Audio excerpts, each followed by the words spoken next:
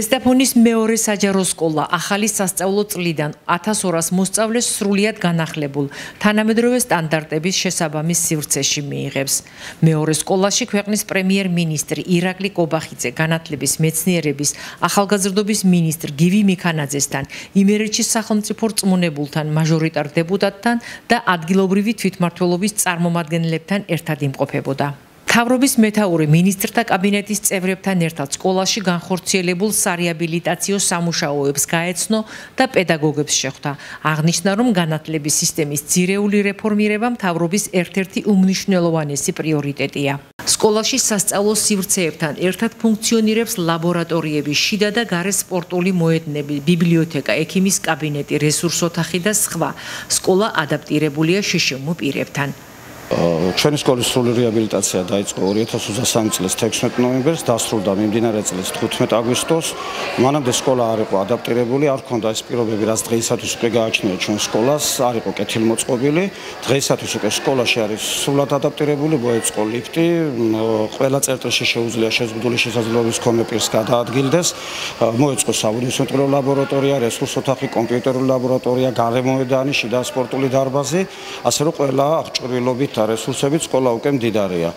მნიშვნელოვანია ეს ყველაფერი მოსწავლეთა შედეგების მიღწევისათვის და ამან უკვე შედეგიც დავდო, რომ წელს ჩვენ გვყავს უკვე 100 პირველკლასელი, გაიზარდა დაინტერესება ჩვენი სკოლის მიმართ და შევეცდებით ყველაფერს, რომ უკეთეს შედეგებს მივაღწიოთ. საკმაოდ დიდი თანხა დაჯდა ჩვენი სკოლის რეაბილიტაცია, 9 მილიონ ლარზე მეტი დაიხარჯა და ყველაფერ ამისათვის მადლობა ჩვენს ხელისუფლებას. ყოველი სასწავლო წლის დასაწყისი სასიხარულოა.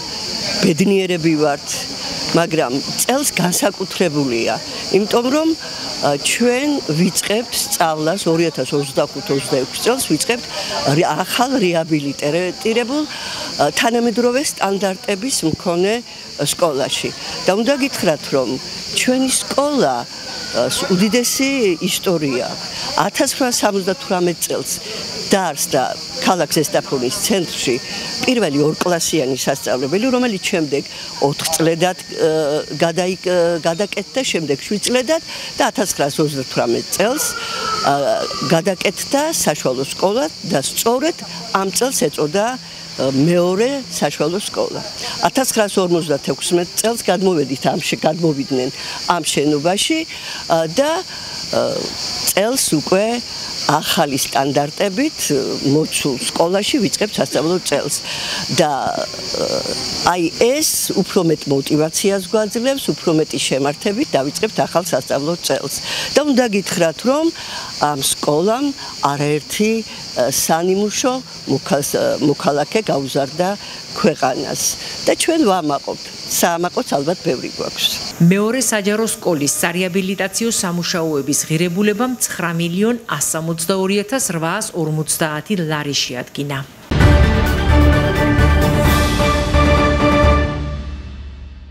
საარჩევნო ღონისძიებათა გრაფიკის შესაბამისად 4 სექტემბერს ამოვიწურა ვადა როგორც მერობის კანდიდატებისთვის, ასევე საკრებულოს მაჟორიტარი და პარტიული სიების წარდგენისათვის. შესაბამისად ამ დროისათვის ზესტაფონის საოლქო საარჩევნო კომისიაში შემოტანილია 3 პარტიის მიერ მერობის კანდიდატის განაცხადი, ასევე 6 პარტიას აქვს წარდგენილი პარტიული სია. საოლქო საარჩევნო კომისიას აქვს კანონით დადგენილი 2დღიანი ვადა აღნიშნული დოკუმენტაციის შემოწმებისათვის. ამ 2დღიანი ვადის გასვლის შემდეგ ეტაპობრივად გადამოწმდება დოკუმენტაცია და მიიღებს შესაბამის გადაწყვეტილებას საოლქო საარჩევნო კომისია. აღნიშნული დოკუმენტაციის მიხედვით პარტიებისა და შესაბამისი მერობისა მაჟორიტარი კანდიდატის რეგისტრაციის ან ხარვეზის დადგენის ან უარის თქმის შესახებ. როდესაც კანდიდატი დარეგისტრირდება, კანდიდატებს გადაეცემათ რეგისტრაციის მოწმობა, რომ ისინი არიან ნამდვილად აღნიშნულ არჩევნებზე კანდიდატები და შესაბამისად ამ მოწმობის მიხედვით შეუძლიათ მათ ჩაატარონ წინა საარჩევნო კამპანია სხვადასხვა დაწესებულებებში. ამომრჩეველთა სიას რაც შეეხება, გამოქვეყნებული არის კენჭისყრამდე არაუგვიანეს 30 დღისა საუბნო საარჩევნო კომისიებში, ასევე ცესკოს ვებგვერდზე გამოქვეყნებულია ამომრჩეველთა ერთიანი სიას საჯარო ვერსია. სიაში უზუსტობის შესახებ, ასევე სხვადასხვა მიმართულებით განცხადების შემოტანის ბოლო ვადა არის კენჭისყრამდე არაუგვიანეს მე-18 დღე და შესაბამისად უკვე განახლებული საბოლოო ვერსია კენჭისყრამდე 2 დღით ადრე ექნებათ საუბნო საარჩევნო კომისიებს, კედლის ვერსია და ასევე განთავსდება CESCO-ს შესაბამის ვებგვერდზე.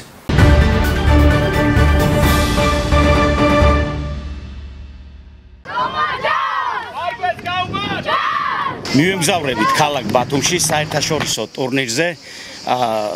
ატეიტის თასია ეს ბათუმი ატარებს ძირითადად და იღებს 24 გუნდი მონაწილეობას. შარშან ჩვენ მე-4 ადგილი დავიკავეთ და აქედან გამომდინარე ცოტა რაღაც შეცდომებიც ჰქონდა როგორც ასეთი, მაგრამ წელს ვცდილობთ რომ უკეთესად გამოვაჩინოთ ჩვენი ქალაქი და ამ ბიჭებზეა ბევრი დამოკიდებული, ბევრი შრომა ჩადეს ამაში და მინდა რომ წარმატებები უსურვო. ჩვენ ხვალ პირველი თამაში გვაქვს რუსთავის გორდასთან და შემდეგი თამაში გვაქვს ქობულეთთან.